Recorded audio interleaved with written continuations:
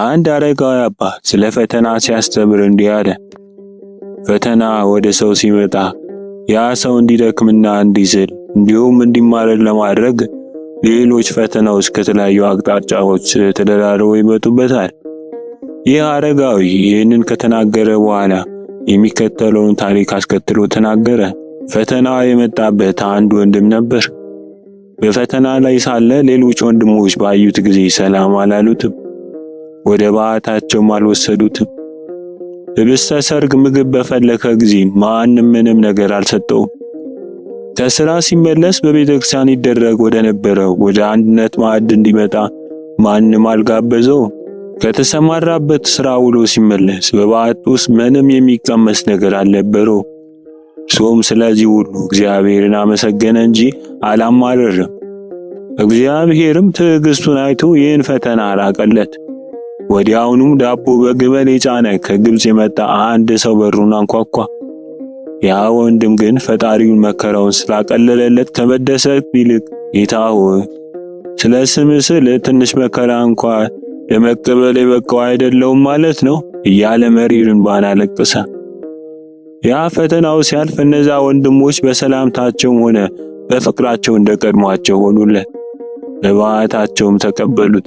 ይህ ነው እንግዲህ የእውነተኛ ክርስቲያን ልብ፣ መከራ ሲመጣ የሚያመሰግን፣ ሲያልፍለት ደግሞ ለክርስቶስ ሕማም ያልታደልኩ ነኝ ብሎ የሚያለቅስ።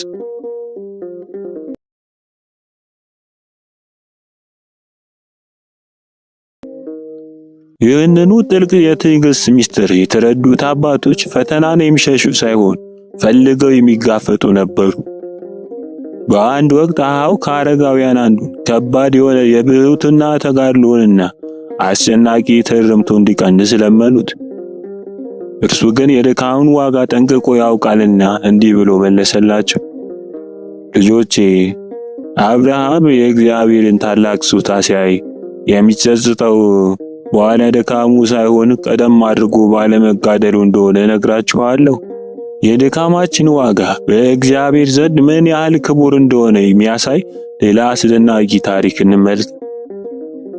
አንድ አረጋዊ አባት ውሃ ካለበት ቦታ 12 ማይል ያህል ከሚርቅ በረሃ ይኖር ነበር።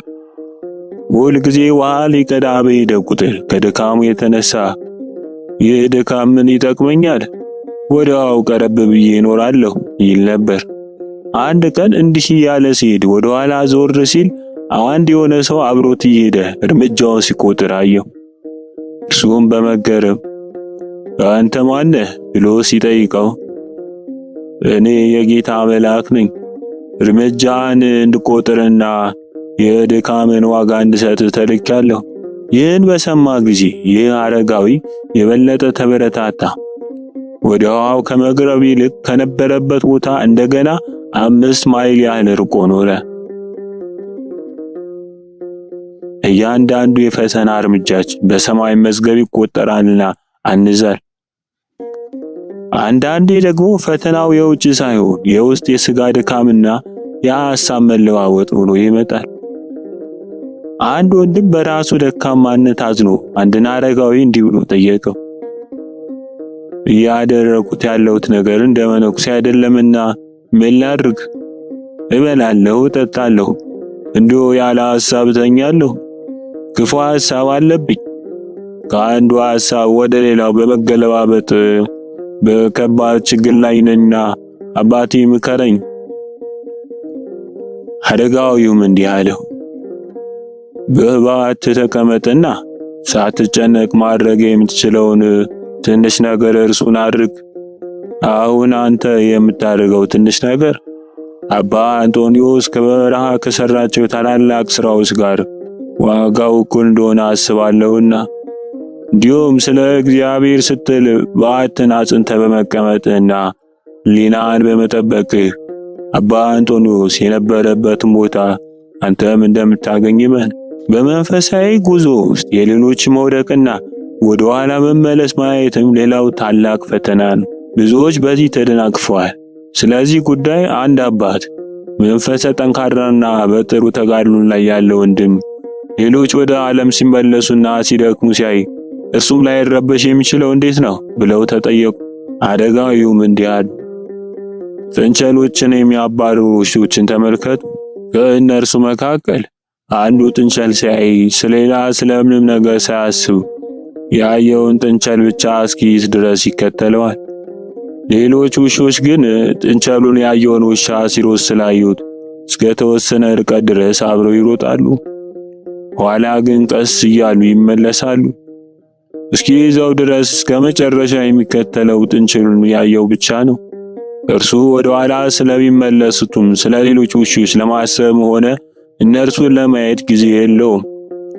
ያየውን እስኪይዝ ድረስ እሾሁ፣ ጠጠሩ፣ አለቱ ሁሉ አይሰማውም። ክርስቶስን በሚፈልግ ሰውም እንዲሁ ነው። ሁል ጊዜ በዓይነ ሕሊናው የሚታየው ዓላማው መስቀሉ ስለሆነ በመስቀል ላይ ወደ ተሰቀለው መድኃኔ ዓለም ኢየሱስ ክርስቶስ እስኪደርስ ድረስ ከዛ ውጭ የሚሆነው ማንኛውም ነገር ግድ አይሰጠው። ስለ ሌሎች መመለስና መቅረት ለማሰብ ጊዜ የለውም፣ ጉዳዩም አይደለም። የፈተናው ጊዜ ሲረዝም ደግሞ ተስፋ መቁረጥን ሊያመጣ ይችላል። ሆኖም ትዕግስት የክብር አክሊል እንደሚያሰጥ አንድ አረጋዊ የተናገረውን እንስማ። አንድ ወንድም ለ9 ዓመት ያህል ደህንነቱን እንኳን እስኪጠራጠር ደርሶ በሐሳቡ ሲፈተን እንደኖረ አረጋዊው ተናገረ። ከውስጡ የሚፈትነው የሐሳቡ ሁኔታ ስላስጨነቀው ይህ ወንድም ራሱን አምርሮ ወቀሰ። እኔ ዋጋ የለኝም፣ ነፍሴን አጥቻለሁ። አንዴ የጠፋው ስለሆነና ዋጋ ስለሌለኝ ወደ ዓለም ልመለስ። ነገር ግን ገና ዓለምን ፍለጋ በመንገድ ላይ ሳለ እንዲህ የሚል ድምፅ መጣለት። እነዚህ የተፈተንክባቸው 9 ዓመታት ለአንተ የክብር አክሊል ሆነውሃል። ወደ ቦታ ተመለስ። ይህንን ሐሳብን አስወግድልሃለሁ። በእውነትም እውነተኛ ጽናትና ደስታ የሚገኘው ያለንን በማመስገን ውስጥ ነው። ከአባቶች አንዱ ይህን አስደናቂ ነገር ተናገረ። አንድ ቀን ቅዳሜ ማታ የተወሰኑ ድሆች ምጽዋት ሊቀበሉ መጡ። ሌሊት ተኝተን ሳለ ከእነርሱ መካከል ትንሽ ብጣሽ ጨርቅ ብቻ ያለችውና እርሷን ጣል አድርጎ የተኛ ሰው ነበር። ሌሊት ስወጣ ከባድ ከሆነው ብርድ የተነሳ ጥርሶቼ ሲንቀጠቀጡ ሰማሁት። እርሱ ግን እንዲህ ያለ ራሱን ያበረታታ ነበር። ጌታ ሆይ አመሰግናለሁ። በዚህ ሰዓት ስንት ባለጸጋዎች ብረት ለብሰው በእስር ቤት ታስረዋል። ስንቶችስ ተፈጥሯዊ ሰውነት ፍላጎታቸውን እንኳ በማይችሉበት ሁኔታ እግራቸው በሰንሰለትና ከእንጨት ጋር ታስሯል። እኔ ግን እግሮቼ እንደፈለኩ መዘርጋት የሚችል ንጉሥ ነኝ። ይህን ስሰማ ለወንድሞቼ ያወራሁላቸው፣ እነርሱም በቆይት ጥቅም አገኙበት። ነገር ግን ፈተና ሁል ጊዜ በድህነት ወይም በመከራ ብቻ አይመጣም። ሰይጣን በክፋት ሲያክተው በጽድቅ ሥራ መስሎት ይፈትነናል። አንድ ወንድም በጽሞና ጸሎት ይኖር ነበር። ከመንገዱ ሊያወጡት ፈለጉና አጋንንት መላእክት መስለው ተገለጡለትና ለጸሎት ቀሰቀሱ፣ መብራትም አሳዩት። ስለሆነም አንድን አረጋዊ ለማየት ሄደና አባ መላእክት ብርሃን ይዘው መጡና ለጸሎት ቀሰቀሱኝ።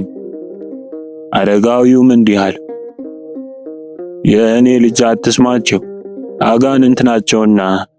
ነገር ግን እንዲቀሰቅሱ ሲመጡ መነሳት ስፈልግ እኔው ራሴ እነሳለሁ፣ እናንተን ግን አልሰማችሁም በላቸው። ሰይጣን ማታለያ አንዳንዴ እጅግ ረቂቅ ነውና። እነዚህን የተጋሉ ሚስጥሮች ያወቁ አባቶች አልፈው የዛሬው ትውልድ ላይ ስንደርስ ግን እጅግ ያሳዝናል። አንድ አረጋዊ ስለዚህ ዘመን ሲተነብይ እንዲህ አለ፣ ነቢያት መጻሕፍትን ጻፉ፣ ቀጥሎም በተግባር ላይ የዋላቸው አባቶቻችን መጡ። ከእነርሱ በኋላ የመጡት ደግሞ በቃላቸው አጠኗቸው። ከዚያም ሳይጠቀምባቸው በመደርደሪያዎች ያስቀመጣቸው የዛሬው ትውልድ መጣ። እኛ ዛሬ መጻሕፍትን ሰብስበናል እንጂ ሕይወቱን አልኖርነውም። አንዳንዴ ራሳችን እያታለልን መንፈሳዊ መስለን የራሳችን ፍቃድ ብቻ እንፈልጋለን። አንድ ወንድም አንድን ትልቅ አረጋዊ አባ እንደምፈልገው የሆነ አባት ባገኘውና አብሬው በሞትኩ። አረጋዊው ፈጣሪ የምትፈልገው ነገር ብዙ ይጠቅም ይሆናል። ያ ወንድም ግን እያሰበው ያለው ነገር ጥሩ ነው ብሎ ራሱን ስላሳመነ የአረጋዊን አባባል አላስተዋለው። በእውነትም ጥሩ የሆነ ነገር እየፈለኩ ነው ብሎ ከልቡ እያሰበ መሆኑን የአረጋዊ ስለተረዳ እንደ ሐሳብ የሆነ ሽማግሌ ብታገኝ ከእርሱ ጋር ትሆናለህን? አለው። ያም ወንድም አዎ እንደ ልብ የሆነ ከሆነ እኖራለሁ። አረጋዊውም እንዲህ በማለት ገሰጸው። እንዲህ ከሆነ የአረጋዊውን ፍቃድ የምትከተለው አንተ ሳትሆን ምናልባት እርሱ ያንተን ፍቃድ መከተል ይኖርበት ይሆናል። ታዲያ ይህ መልካም መስሎ ይታይሃል? በዚህ ጊዜ ያ ወንድም ተነሳና የተናገረውን ነገር ተገንዝቦ በፊቱ ወድቆ ይቅር በለኝ፣ ለካ ምንም ያልሆነ ነገር እያሰብኩ ሳለ እኔ ግን መልካም የሆነ ነገር እያሰብኩ እንደሆነ አድርጌን ራሴን እያታለልኩ ኖሯል። ለእውነት ጠባቧ መንገድ የራስን ፍቃድ መተው ብቻ ናትና። ስለዚህም አንድ አረጋዊ ጠባቧና ቀጥተኛዋ መንገድ ምንድናት ተብሎ በተጠየቀ ጊዜ እንዲህ ብሎ መለሰ። ቀጥተኛዋና ጠባቧ መንገድ ይህች ናት፣ ለራስ ሐሳብ አለመታዘዝና የራስን ፍላጎት ማሸነፍ። እነሆ ሁሉንም ትተን ተከተል ማለት ይህ ነው። በዚህች ጠባብ መንገድ ሲጓዙ ደግሞ መውደቅና መነሳት አለ። አንድ ወንድም በፈተና ወደቀና ከመበሳጨቱ የተነሳ የምንኩስና ተግባሩን አቋረጠ። እንደገና ሊመለስና ሊጀምር ቢፈልግም በውስጡ ያለው ትካዜና ቀቢጸ ተስፋ እንዲያ ለማድረግ አላስቻለው። በውስጡም እንዲህ ሲል አሰበ፣ ቀድሞ ወደ ነበርኩበት ሕይወት የምመለሰው መቼ ይሆን? በዚህ ሁኔታ ላይ ያለ አንድን አረጋዊ ለመጎብኘት ሄደና ያለበትን ሁኔታ ነገረው።